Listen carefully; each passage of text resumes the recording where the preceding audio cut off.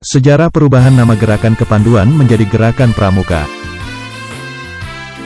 Pembahasan ini sesungguhnya sangat penting bagi setiap anggota pramuka baik yang masih berstatus sebagai peserta didik ataupun anggota dewasa. Hal ini dikarenakan masih sedikit yang membahas tentang latar belakang terjadinya perubahan nama organisasi Gerakan Kepanduan menjadi Gerakan Pramuka.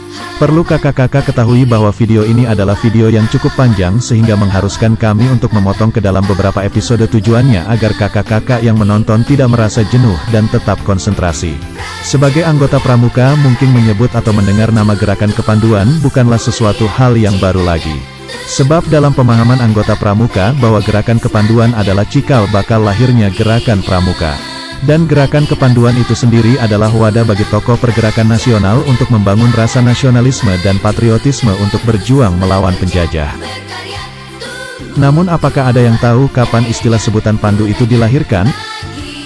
Mengapa nama Gerakan Kepanduan Nasional Indonesia berubah menjadi Gerakan Pramuka? Berapa kalikah terjadi perubahan nama pada organisasi ini? Perubahan nama dari Gerakan Kepanduan menjadi Gerakan Pramuka bukanlah perubahan yang terjadi tanpa alasan. Justru jauh sebelum itu terjadi banyak rentetan sejarah yang mengharuskan Gerakan Kepanduan berubah menjadi Gerakan Pramuka. Pada tahun 1917 pertama kali berdiri sebuah organisasi kepanduan nasional Indonesia di kota Surakarta dengan nama Javans Pathfinder Organizati atau yang disingkat dengan JPO. Organisasi kepanduan ini didirikan oleh Sri Mangkunegara VII yang merupakan seorang nasionalis juga aktivis pergerakan nasional, serta pernah diangkat menjadi Presiden Budi Utomo pada tahun 1915 sampai 1916 yang membawahi 40 cabang di seluruh Nusantara. Selain itu, Sri Mangkunegara pernah dipercaya sebagai pelindung Jong Java selama 11 tahun. Sampai Jong Java melebur menjadi Indonesia Muda pada tahun 1928. Setelah berdirinya JPO, mulai bermunculan organisasi kepanduan di Nusantara seperti Jong Java Pathwinderi, Nasionale Islamitise Pathwinderi, Serikat Islam Afdeling Pathwinderi, dan Hizbul Waton. Semua organisasi kepanduan tersebut didirikan oleh tokoh-tokoh pergerakan nasional pada masa penjajahan Belanda. Dari sini bisa dilihat bahwa peran kepanduan terhadap kemerdekaan bangsa saat Indonesia sangat besar. Di sanalah tempat bersemainya para nasionalis muda yang memiliki rasa kebangsaan yang kuat.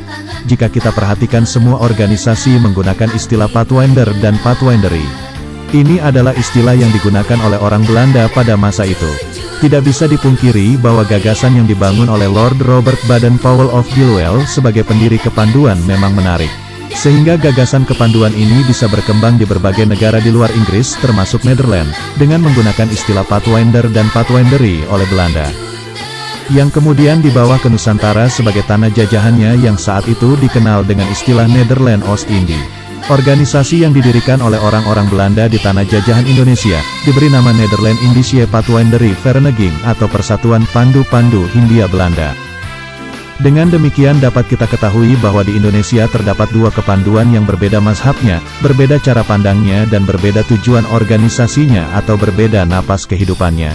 Sudah pasti organisasi yang didirikan oleh orang-orang Belanda akan pro terhadap penjajah dan bergerak untuk kepentingan penjajah.